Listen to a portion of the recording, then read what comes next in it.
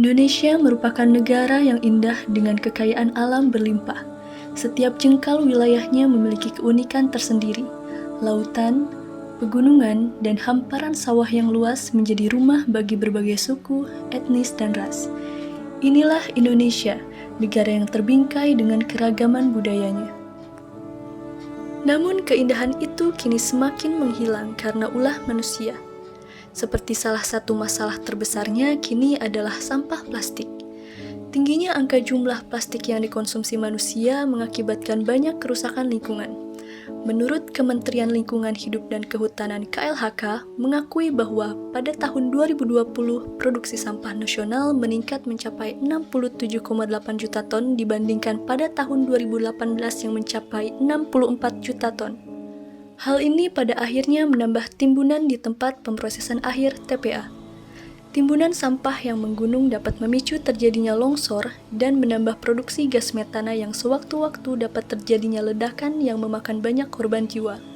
Sedangkan menurut Tim Koordinasi Sekretariat Nasional Penanganan Sampah Laut pada tahun 2020, sampah yang sampai ke laut diperkirakan mencapai 521.540 ton.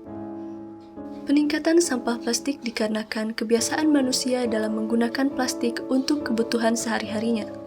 Karena sifatnya yang mudah dibentuk, ringan, produksinya mudah, murah, serta fleksibilitasnya yang tinggi. Namun di balik itu, sampah plastik juga sulit terurai oleh tanah.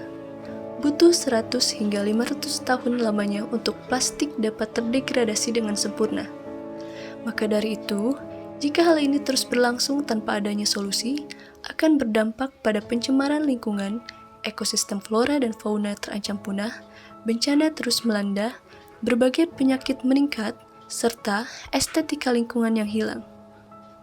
Berdasarkan data Riskesdas 2018, hampir 50% masyarakat Indonesia mengolah sampah dengan cara dibakar di tempat terbuka.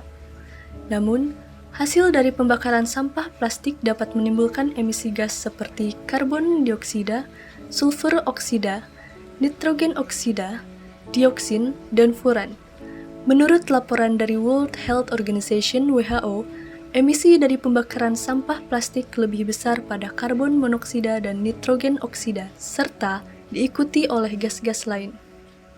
Gas emisi hasil proses pembakaran sampah bersifat karsinogen yang dapat menyebabkan kanker serta kerusakan sel jaringan otak dan tubuh.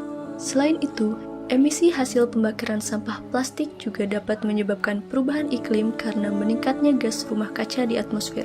Jika hal ini terus berlanjut sampai generasi selanjutnya, dunia akan semakin rusak dan anak cucu kita tidak dapat menikmatinya. Maka, jika bukan kita yang mencegah, dunia akan semakin tidak terkendali. Pemandangan yang indah, udara yang segar, hutan, dan lautan yang masih terjaga kelestariannya merupakan impian bagi semua orang. Hal ini tidak akan menjadi mungkin ketika kita tidak menjaga kelestarian lingkungan.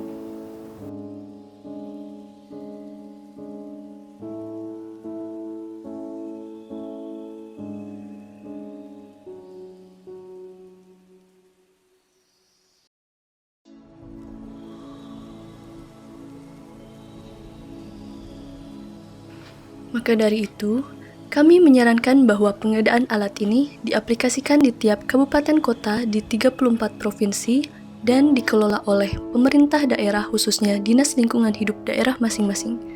Tempat pemrosesan akhir ini yang akan menjadi tempat di mana alat ini bekerja dan mengolah sampah yang telah dikumpulkan dari kabupaten kota itu sendiri.